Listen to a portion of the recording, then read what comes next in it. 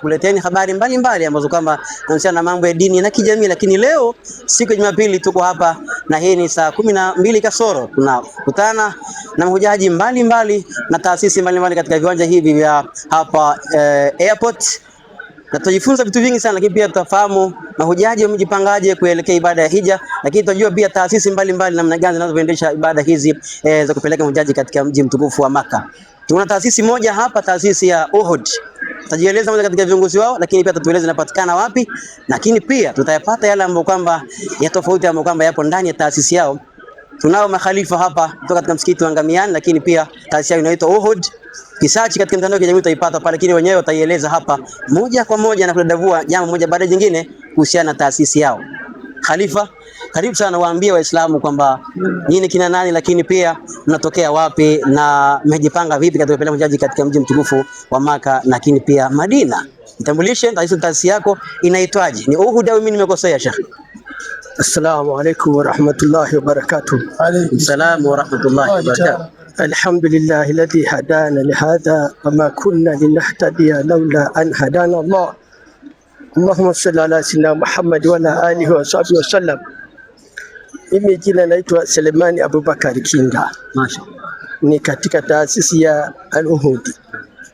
Tumekuja hapa kuwasindikiza mahujaji wa Uhud na wengine wote. Inshallah mimi nilikwenda mwaka jana. Mashaallah. Nilikuwa naona raha nirudi tena, lakini inshallah Mwenyezi Mungu hajaleta futuhi. Amin inshallah. Nacho wahusia mahujaji mnayekwenda kule, mnakwenda kwenye ibada, muwe makini, mfanye ibada kwa utulivu, msitetane, msisengenye, msishitumiane. Kila mtu aende pale kwa khushui, amefika katika nyumba ya Mwenyezi Mungu, ajiombe na waombe wote Waislamu ambao wamewaacha. Na watakia Watanzania wajitahidi na pia waende, maana nilikwenda mwaka jana, nchi zingine wengi sana, lakini Watanzania wachache, sijui hawaoni uzito wa... Ndugu mtazamaji, msikiliza vizuri Khalifa anapozungumza. Anasema kwamba Watanzania wajiandaa, lakini anasema kwamba alipofika yeye katika mji mtukufu wa Maka na Madina, anasema nchi zingine watu wao ni wengi sana, lakini changamoto ni Watanzania. Na mimi nakwambia mtazamaji, msifanye katika ZH TV, Watanzania matajiri wengi sana, ila shida sasa maamuzi ya kwenda katika kumzuru Mtume Muhammad na kutembelea mji mtukufu wa Maka, na aliyekuwa ibada hii ya hija ni nguzo ya 5 katika nguzo za Kiislamu. Sheikh, taasisi ya Uhud inapatikana wapi? Inapatikana hapa ukifika pale msikiti wa Ngamiani. Msikiti wa Ngamiani utapata maelekezo yote hapo. Ndio. Na kama unataka kujiunga kwa ajili ya kwenda kuiji, utaelekezwa kila kitu hapo. Ndiyo. Ngamiani. Ndio. Na inshallah mkifika kule Titi na Olimpio. Sheikh anataka kuweka rekodi vizuri hapo kwamba ofisi inapatikana sehemu gani? Tawa Bibi Titi na Olimpio. Pale ndipo ofisi ya Uhud ilipo. Na huko Ngamiani kwa kusema Sheikh, nako unapata maelekezo yote na utaelekezwa kila ofisi ya Uhud ilipo, utaipata.